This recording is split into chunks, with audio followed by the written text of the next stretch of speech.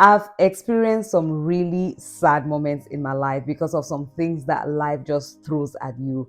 But I've equally been in seasons where I'm just going through the motions and I can't really put a finger on what the problem is. And I'm sure you must have had seasons like that as well. You see, with all the job instability, rising cost of living, relationship struggles, health issues, political and social unrest, it is possible for one to feel stressed, anxious, overwhelmed, and unhappy with life. But why is it that so many people are increasingly getting unhappy and discontented even when everything seems fine on the surface? Why is everyone suddenly feeling like they're on this unattainable pursuit of happiness? There are so many factors contributing to this, but after talking with different people and observing my own journey, I've come to realize that all these factors are just mini branches to one big tree. And in today's video, we're going to look at what this one big thing is. Now, is this series meant to help you stay constantly happy 24/7? No. If anyone promises you something like that, they'll leave you with unrealistic expectations that will not be met. Because in this life down here, there is time for everything, including a time to be happy and a time to be sad. Happiness is circumstance based. Happiness depends on happenings. It's influenced by external factors. That's why it's fleeting, short term, here today and gone tomorrow. Have you ever had a really happy season in your life, but somehow you're afraid to fully embrace it because you're afraid it will vanish anytime soon? Please let me know in the comment section if you've ever experienced such a fear. Now, does this mean we should not pursue happiness? Not really. Sometimes people act like happiness is a sin. As temporal as happiness may be, we want more of such moments in our lives. Why intentionally live a life where your choices and your decisions cheat you of the little happiness that you can experience or introduce sad moments in your life? So the objective of this series is not to eliminate our effort to create or enjoy happy moments, but rather to help us rise above the pursuit of just happiness and come into that place of full joy, true contentment, and fulfillment in our lives, so that we don't toil and invest in something that is so temporal, but rather in something that is long term, something that will last. A sense of contentment has to do with mindsets, habits, and the choices that we intentionally make. Wells of joy are deposited deep within you and can flow out irrespective of what is going on around you. Why then are we unable to pull from these wells of joy? That one big thing is the increased level of self-awareness and enlightenment in today's world. We've become more self-aware than ever. We've become aware of what's going on in our friends' life, our neighbor's home, another country, another culture. And you may be saying, is this not a good thing? Is self-awareness not one of those key things that puts us on the path of growth and self-improvement? Yes, it is. You see, the problem is not the self-awareness itself, but our response to that enlightenment. It can either put us on the path of growth and self-development or prepare a fertile ground for discontentment to thrive. When we become self-aware, when those light bulbs go off, that realization can trigger different kinds of emotions within us, which, if not dealt with properly, can lead to feelings of dissatisfaction and discontentment in our lives. And I'll explain.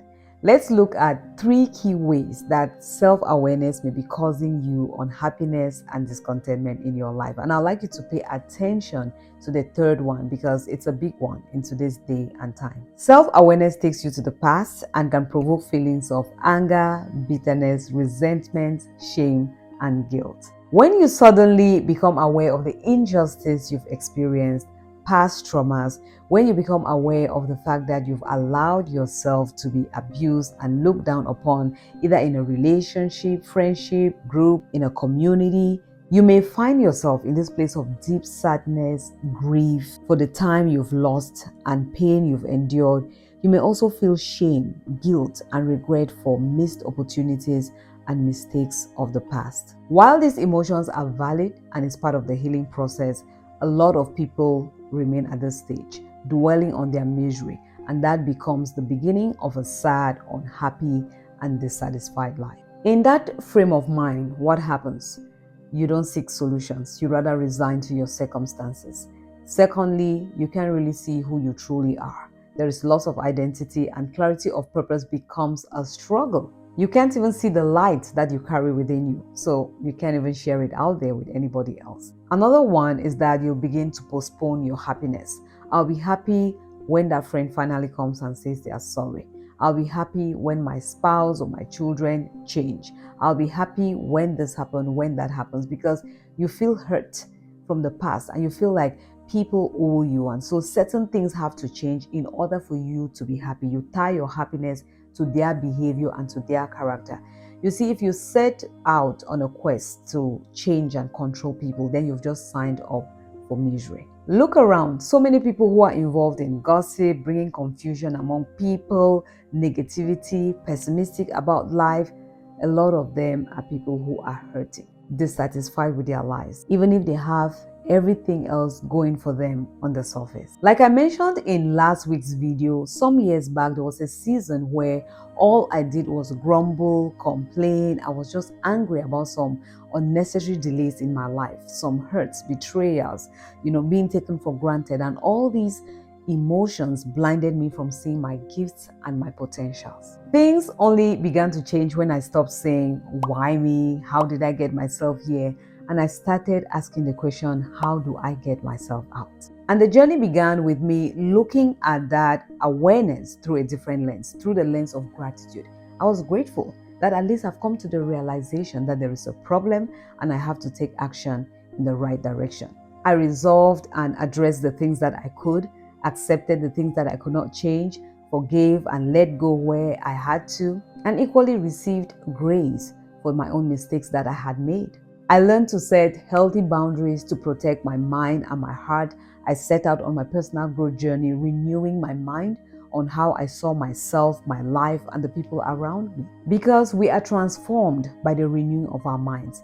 That's when all the scales fell off my eyes and I gained clarity of purpose.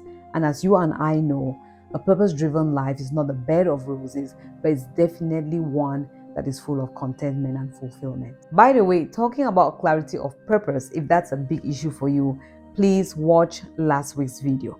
Fully walking in your calling is not an easy thing, but finding your calling should not be as complicated as we sometimes make it. So awareness is like a switch. You turn it up, light. You push it down, darkness. You've gained awareness of where you have been. You can now choose to go on that path of healing and growth, or you can choose to go back to the past and invite a life of unhappiness and dissatisfaction. Now, it's not easy. It's not an easy journey, but it's one that you have to make up your mind to start off on. With the right help and support, I know that you can do it. The second way that self-awareness can introduce discontentment in your life is that it opens your eyes to see who you are, your God-given potentials, your divine assignment. You see what you're capable of achieving. And this is meant to move you forward, right? Switch up so that the lights can come on. But most often we put that switch down. And what happens?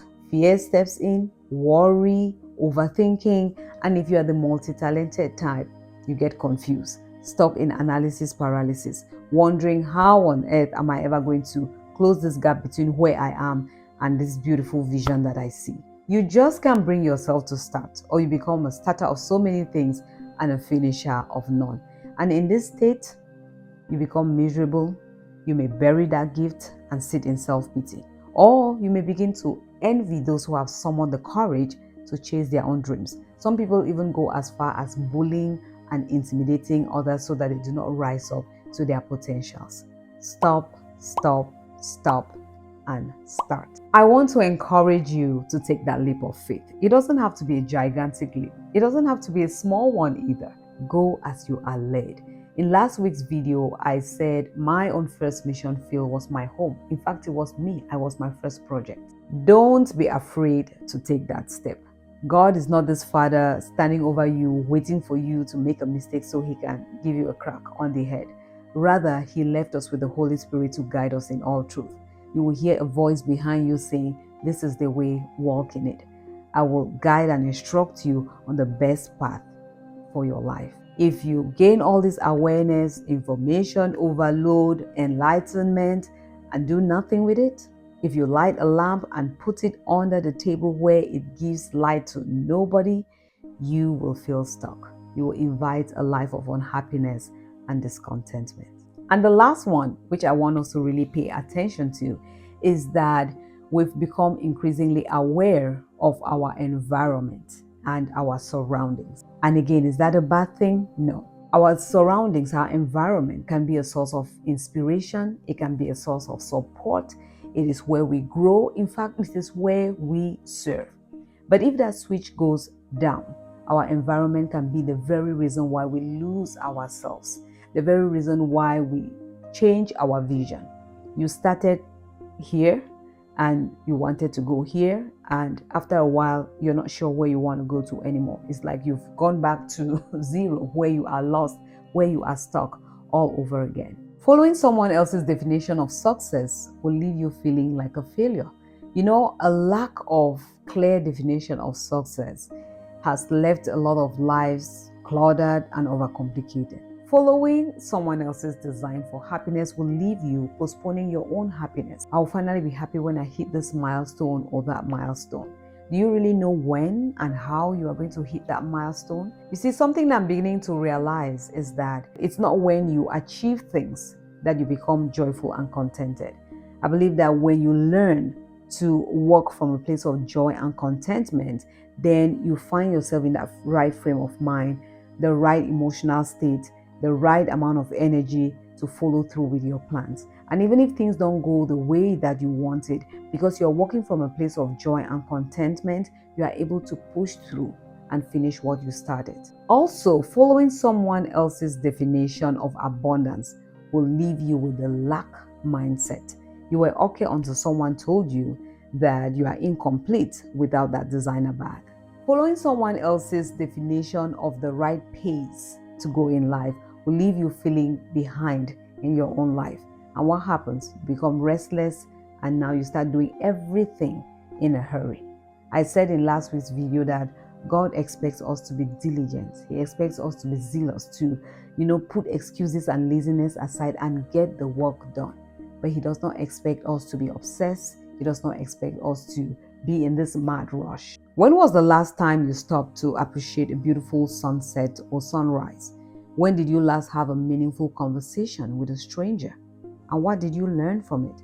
When was the last time you went for a walk without a specific destination in mind? How frequently do you unplug from technology to simply be present in the moment? How often do you reflect on your accomplishments and express gratitude for them? So, remaining in the past or coming to the present but being so afraid to take steps into the future, or rushing into the future at a speed that prevents you from enjoying every moment along the journey, all of these will leave you with a life of discontentment and lack of fulfillment. Now, take note that there are two key things common at each of these three stages.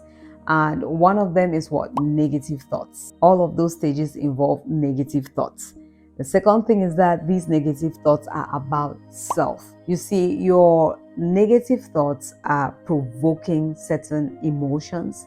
These emotions are dictating your actions, and these actions are birthing a negative experience for you. So in order to conquer discontentment at each of these three levels, you'll have to first conquer the battle of the mind. You'll have to move your gaze a little bit away from yourself and the things that you are going through. And thirdly, you'll have to cultivate a lifestyle or an attitude of gratitude. As we continue in this series, we are going to dig deeper into these things. So I hope you have your notification bells on so that you do not miss any video in this series. But I hope you found this particular introductory video helpful. If you did, please do give it a thumbs up. It's encouraging and it helps the channel as well. If you watched up till this point, thank you so much, and I hope to see you in the next.